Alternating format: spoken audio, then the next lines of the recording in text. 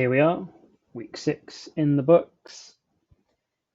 Going to help out Carney this week, give him a little bit of a break from doing 2 pods a week to just 1. I'll leave predictions and insulting all of our waiver free agent moves up to him, as he's been doing a good job with that. So I think maybe one of the first things we should do is probably find his predictions, see how he did. I have unblocked him now, so I can see them. Here we go. Right. So he predicted himself to win, me to win, Jim to win. Right, wrong. Predicted Mark to win. Yep. Predicted Connor to win. Got that one too. And predicted Mike to win. At 5-1. Good job, Carney. Nice predictions. Well done. Should have had more faith in Nick and the super team, the champions elect, the quote unquote undefeated Joe Bunglers. Yeah. Anyway, good job with those. Look forward to the next round and insulting all of our free agent moves. Probably coming up on Friday when you usually do it. So let's get into the matchups. All right, first up we have All Barkley No Bite versus Inevitable Disappointment, with Numbnuts' team name projecting how the match was going to go for him. QBs, both kind of shithouses, both didn't do really well. Lamar was on for an okay week. I think he was on about 20 points until 2 drives before the end when he decided that 2 fumbles, 1 interception, and one of the fumbles was lost for a grand total of, what's that, -1, -2, -3? Yeah, -5 points. -5 points. Thank you so much for that. Really enjoyed watching it.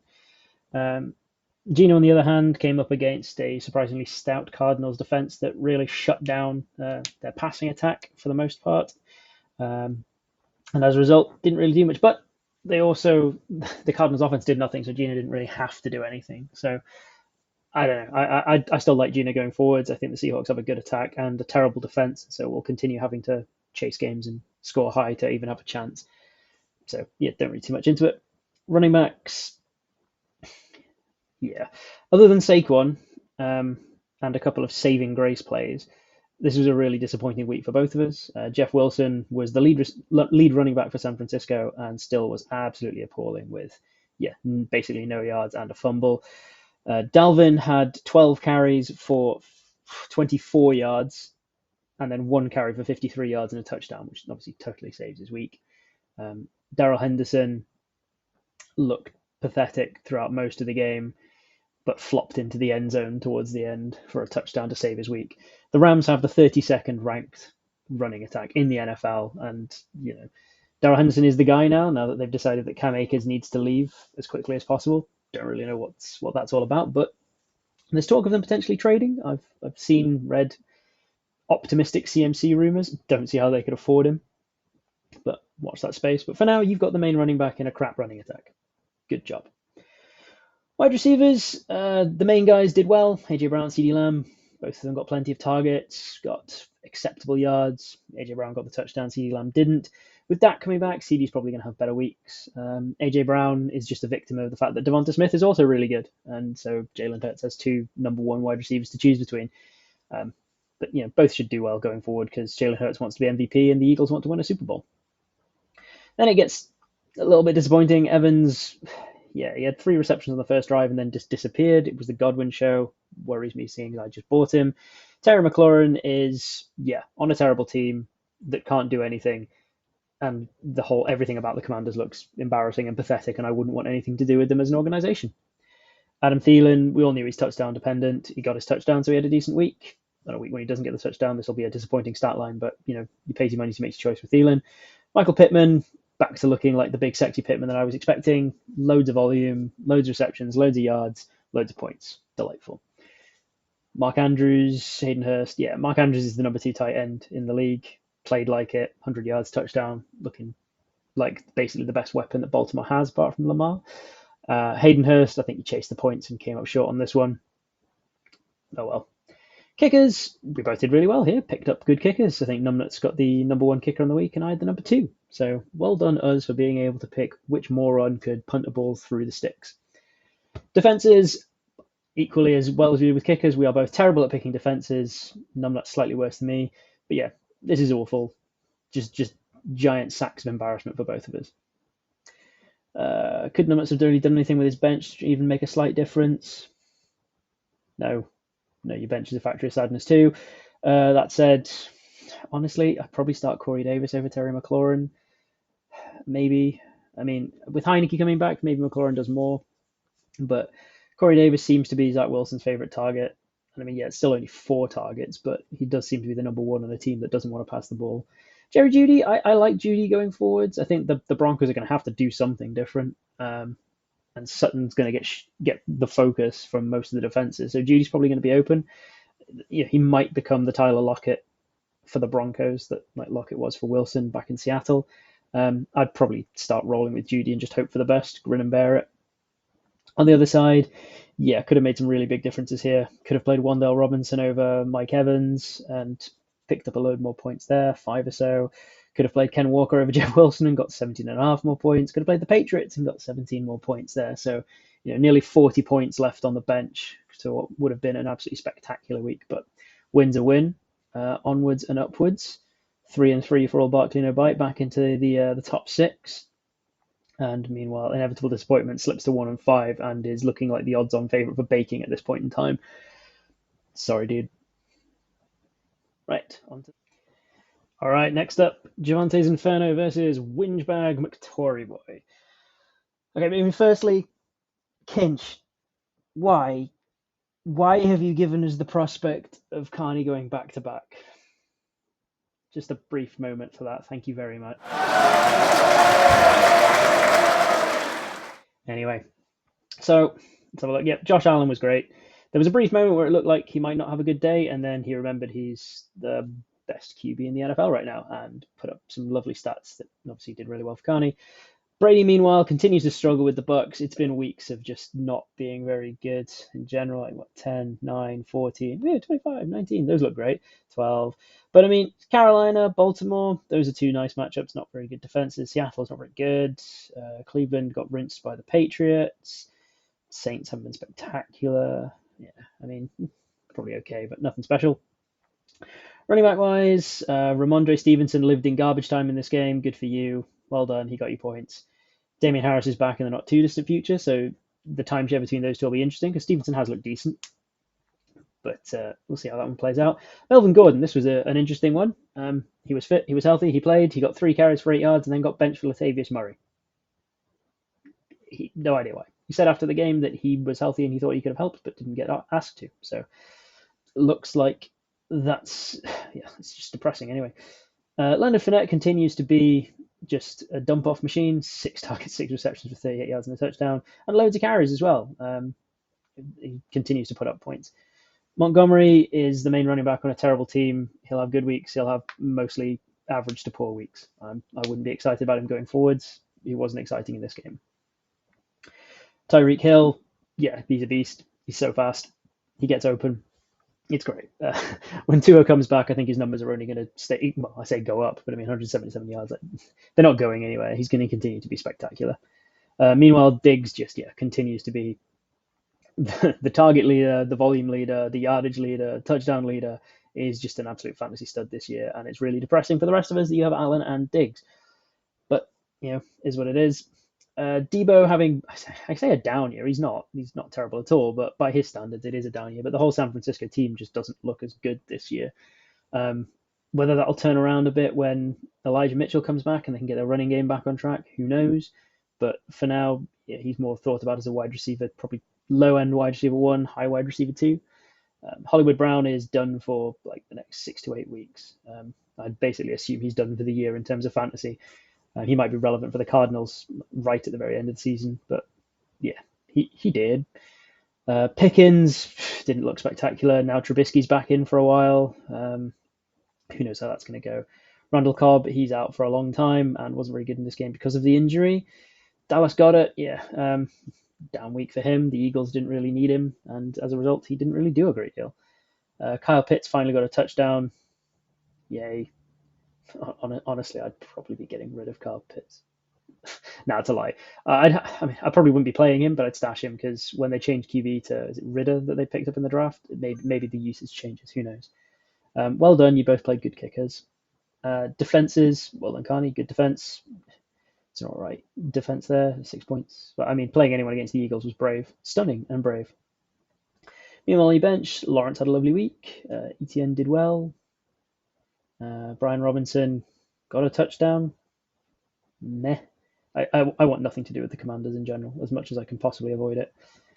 Could either of you have made it? Would either of your benches made a big difference to this game?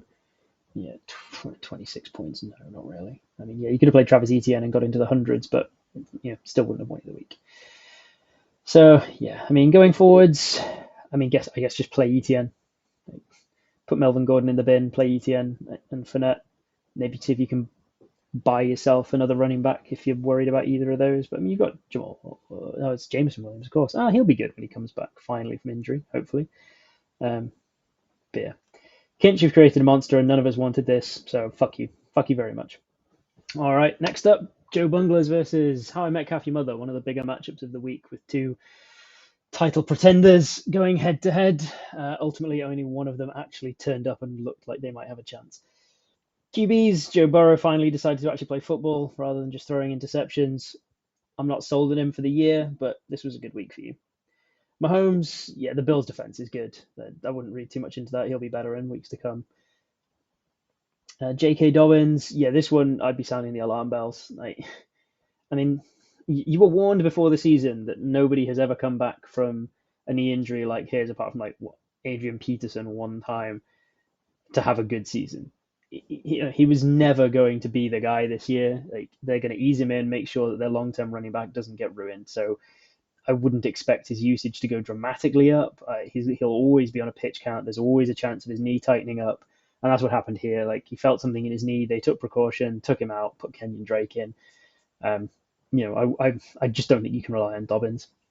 Breece Hall is now the guy for the Jets, and they can't pass. They don't want to pass. They don't trust Zach Wilson, so he's probably going to be great going forwards. Awesome. Good use of the first overall pick.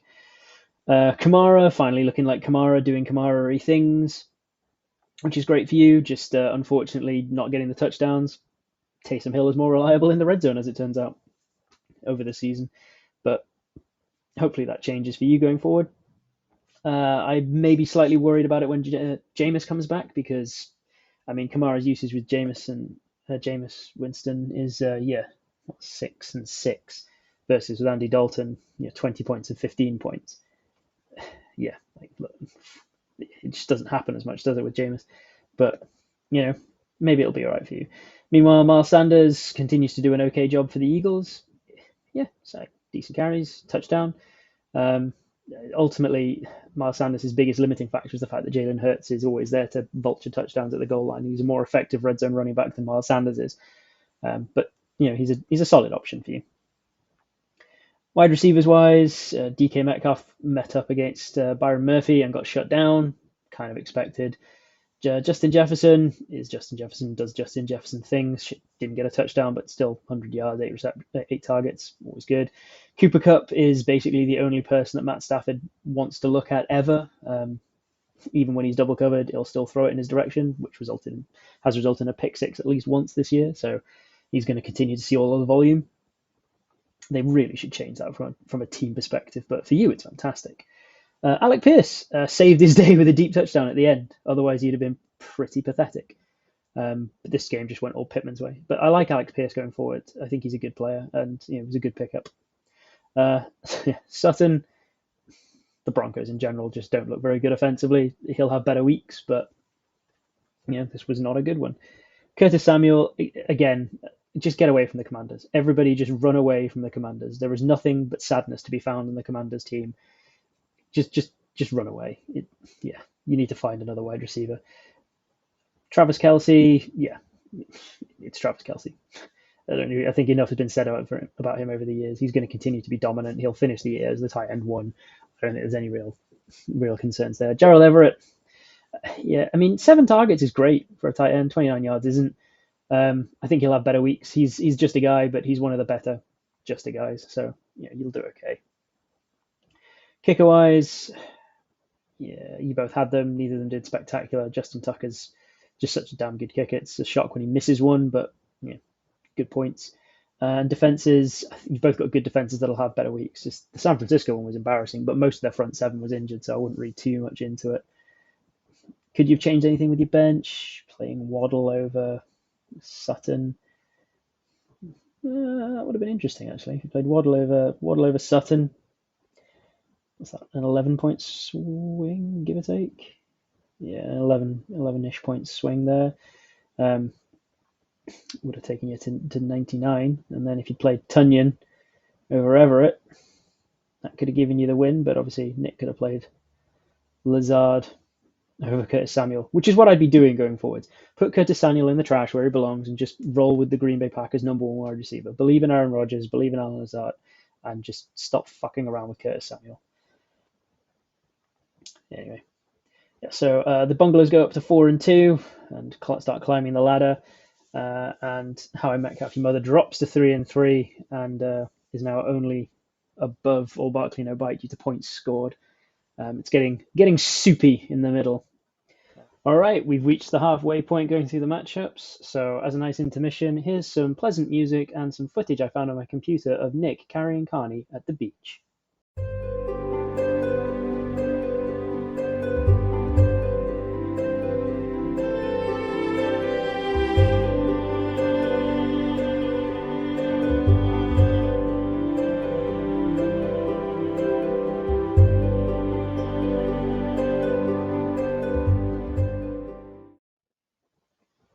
All right, next up, View from Jamar versus Corderella Story.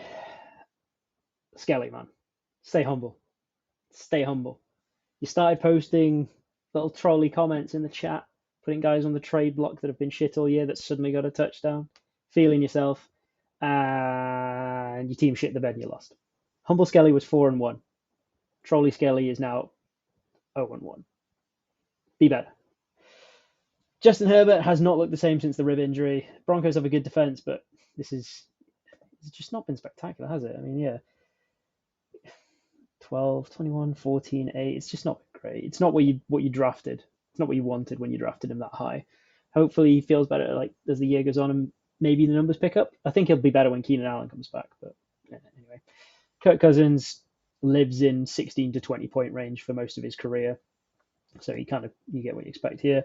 Running back wise, I mean, alarm bells for Skelly here. Aaron Jones he's as boom bust as they come, and he has been his whole time. But Clyde is just looking worse and worse as it goes on. He's in a three-way timeshare, full-blown. Pacheco's getting plenty of use, McKinnon's getting plenty of use, and Clyde was propped up by touchdowns early in the year. They've dried up, and now he's back to looking like a shithouse.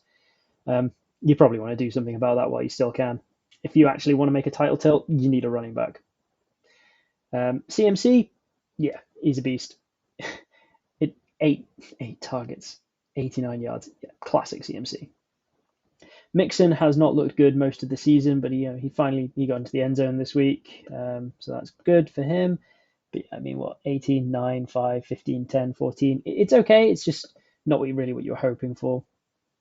Jamar Chase finally back to looking like Jamar Chase doing Jamar Chase things. Although if New Orleans could tackle, he might have lost like a good 80 of those yards and at least one of the touchdowns. But whatever, they decided they didn't want to stop him. You got the points.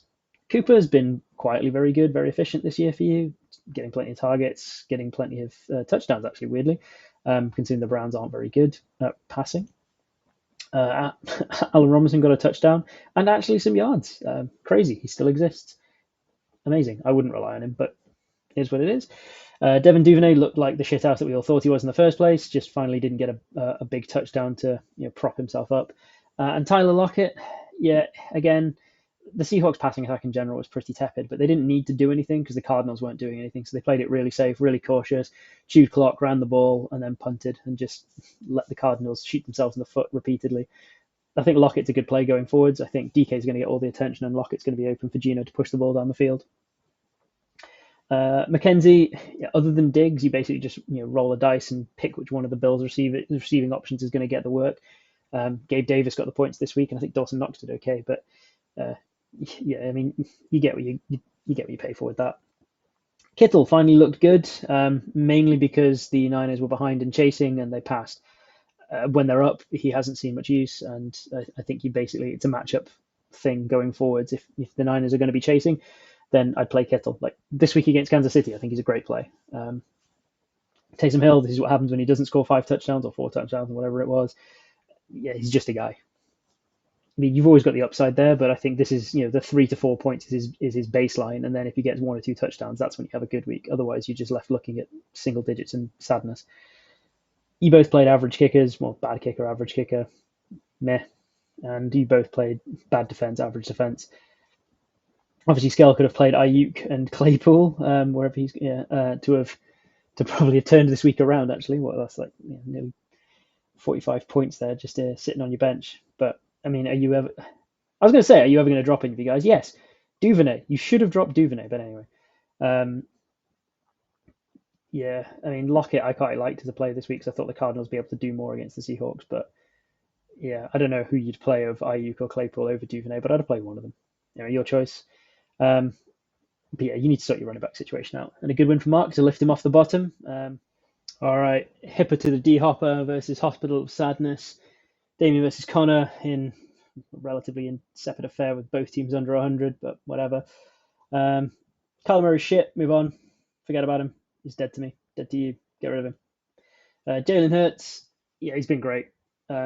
He's a good pickup for you, but didn't really do a great deal. Dallas has a really good defense, to be fair, and just it's a testament to how good the Eagles are that they didn't really struggle against them, but this was always on the cards against a good defense. But yes, he's been great all year, and I don't see any reason for that to stop. Najee is just a guy.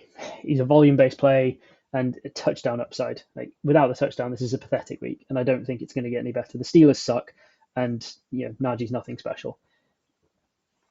Khalil Herbert is very much reliant on Montgomery doing nothing. Otherwise, this is kind of where he's at. He might bust a big one. He might just do nothing. It's a risky play. Chubb and Singletary, I'm not. Singletary is obviously just filling in for you for Swift, so it's not a big deal. He'll do well in some games, badly in others, as you've seen.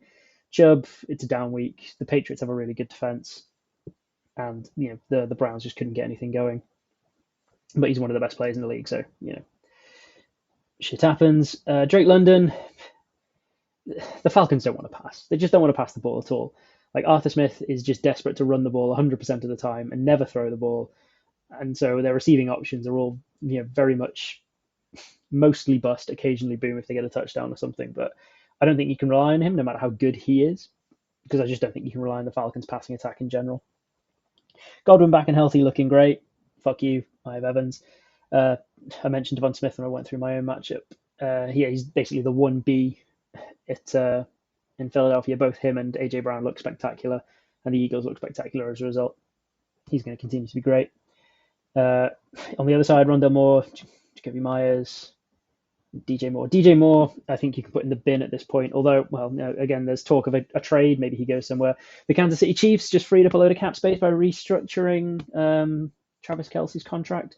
Maybe they make a play for him. I doubt it. They've got enough receiving options. They're probably more looking to shore up their defense. But you never know. Put him on your bench. Hope he goes to a better team, because on the Carolina Panthers, he is an absolute dumpster fire and he needs to never be played again.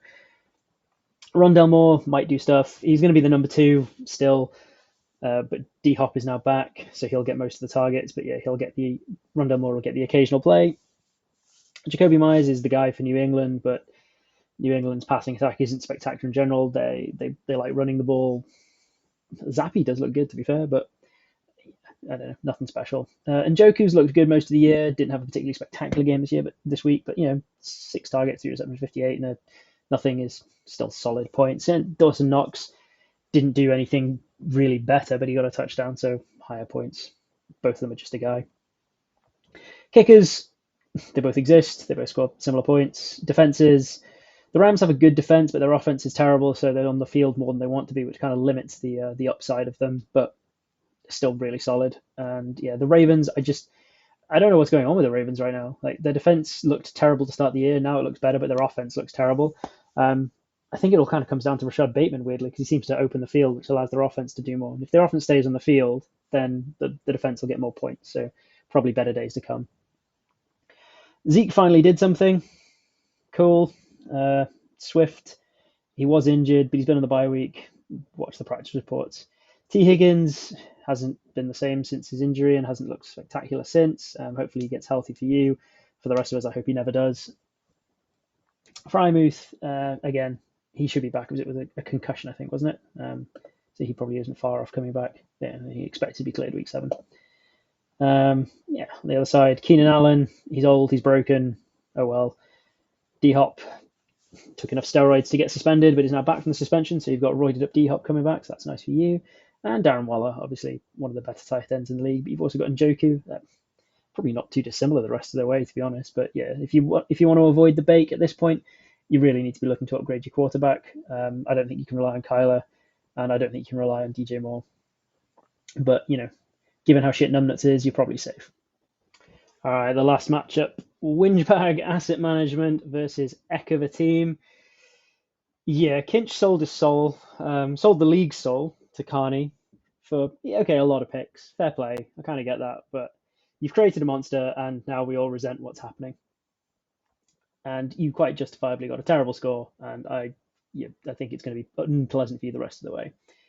Carson Wentz sucks. You've binned him since. Let's move on from that. Aaron Rodgers having a bad year. The Packers just don't look good in general. I don't think he's going to suddenly turn into a QB1. I think you're going to be looking at high teens at best for most of the games, with the occasional big one. But your choice. You've sold up. You've one of your better players for a lot of picks. You might as well just lean into. I don't know. I say you're 5-1, but you could lean into the rebuild, sell more of your assets, get more picks. You could probably end up with at least 3 or 4 first round picks next year if you really wanted, or you could try and flip those now multi picks you've got to maybe buy a better QB. Maybe buy just buy a better QB. See what you can do, because you've got a really good shot with 5-1. Running backs, Eckler has turned around from being terrible into being the RB1 of the season. Fair play. The worse the Chargers look, the better Eckler looks, which is quite amusing. So I hope that never continues for you, and I hope he goes back to being terrible. Robinson, on the other hand, has reverted to what most people kind of expected from him this year, which is really not doing a great deal, coming off his Achilles injury, and Jags featuring ETN more, and I think that's a trend that will probably continue. ETN's more involved in the passing work and is the more explosive player in the coach's eyes, I guess. I think he's going to get plenty of work. So I think you're going to be left looking at unpleasant points for Robinson. Benjamin, he was a flid. He's now back in the bin. Who cares? Mike Williams got shut down by Satane. He's been shutting down everybody all year. I wouldn't read too much into it. But when Keenan comes back, Mike Williams might drop off a little bit. Juju, you can't rely on this. It's the first time he's done it all year. Patrick Mahomes said before the season, sorry, fantasy managers, I'm going to spread the ball around. You'll never be able to predict who our main guy is. And it's been true. So, yeah, good pick. Well played. Gabe Davis, 6 targets. That's always nice. 74 yards and a touchdown. Lovely. Gabe Davis is the non-Stephon Diggs receiver I'd want on the Bills. In long term as well. I mean, Diggs is like 29 going on 30, and Davis is quite young, I think, isn't he? Yeah, 23. So when Diggs goes over the hill, Davis is the next man up, and he'll take over the role. And he's tied to Josh Allen, and the Bills, which is like the best offense in football. So, good player to have. Tyler Boyd is currently filling in for T. Higgins' lack of spectacularness and getting more work as a result. I think he probably drops a bit when Higgins is back to full fitness. Christian Kirk, 5 targets, 4 receptions for 24 yards. Fumble, lost. I mean, what's he been like since Zay Jones got injured? Yeah, with Zay Jones, really good. Without Zay Jones, really bad. He's being asked to play more on the outside, and as a result, isn't really doing what he's good at. When they have Zay Jones and Marvin Jones out there, and he can play in the slot, this is when he gets lots of targets and is able to do more work and is worth actually having. So it's worth monitoring the injury situation of the other guys, because I honestly don't think you can play him against like the Giants, for instance, who have a good defense, if he's not going to be operating out of the slot. Evan Engram is just a guy. Zach Ertz is an annoyingly good tight end this year. And I think it's just down to the lack of options on the Cardinals. And I mean, I would have said that maybe he'll drop now that Hopkins is back, but Hollywood's now dead, so Ertz isn't going to be in exactly the same situation, still getting probably roughly the same amount of volume. So good for you. Kickers, they exist. They kicked identically, pretty much. Yeah, exactly identically actually. Defenses, weirdly, the Tampa Bay defense sucked against Pittsburgh. Didn't see that one coming, and the Green Bay weirdly sucked against the Jets. Also didn't see that one coming. Neither of you, I don't think, could have done a great deal with your bench. Yeah, no. Not a spectacular score from heck of a team, but playing the now decimated Winchbag Asset Management, which I'm particularly pissed that you wait until after you'd beaten me before you decided that you didn't want to play anymore and sold up Josh Allen. Because had I played Carson Wentz led Winchbag, I'd have won. And now I'm pissed. And you've created a monster. Fuck you. There we go. That's the matchups. Let's have a quick look at the table. Sitting at the top of the pile, heck of a team, 5-1, despite having sold one of his better running backs. I don't know if that's going to continue. See what pans out. The Joe Bunglers climbing the ladder. Yeah, I mean, we all thought they were going to be there at the start of the season. A couple of upset results has left them 4-2, but I don't think anyone's really going to stop them anytime soon without injuries. Humble Skelly was 4-1. Trolley Skelly's 0-1. See which one goes forwards. The Hospital of Sadness, once injuries and bye weeks and stuff are taken care of, then I think is going to start being a bit more of a force to be reckoned with. But they're already 4-2, so I think they're going to climb the table pretty quickly. Then it gets really soupy. Metcalf, Barkley, Javonte, the Winchbag, Victoria Boy, all very similar, identical records, putting up similar points. Yeah, I mean, I think two. I think only two of those are going to make it into the playoffs. Which ones are the least soggy croutons? We'll see, but we'll see how it goes. Once you got into the dance, it's anybody's game. Next we have the guys that are probably looking at heading towards the bake. I mean, Winchbag Assets in inevitable disappointment is probably going to be the bake off this year. Sorry guys, both your teams suck. Enjoy it. Enjoy the high draft pick, I guess. Oh wait, numbnuts, you traded yours away. Shit. Enjoy the first overall pick, maybe, Mike. Good for you. Damien's probably going to have enough to climb up with Hopkins coming back. Maybe if he sorts out his other wide receiver positions and stuff and gets a new QB, he can definitely avoid it. But at least most of those guys have traded assets away to get picks. Weirdly, Numbnuts has traded picks away to get an asset. Crazy. Anyway, is what it is. We'll see how week 7 goes. I look forward to the predictions and being told why all of our decisions are terrible and why none of us can manage a waiver wire when normal service resumes, and the View from the Bottom podcast when Carney returns later this week. Have a nice week, guys, and I hope all of you lose. So goodbye for us. You have to say it, baby.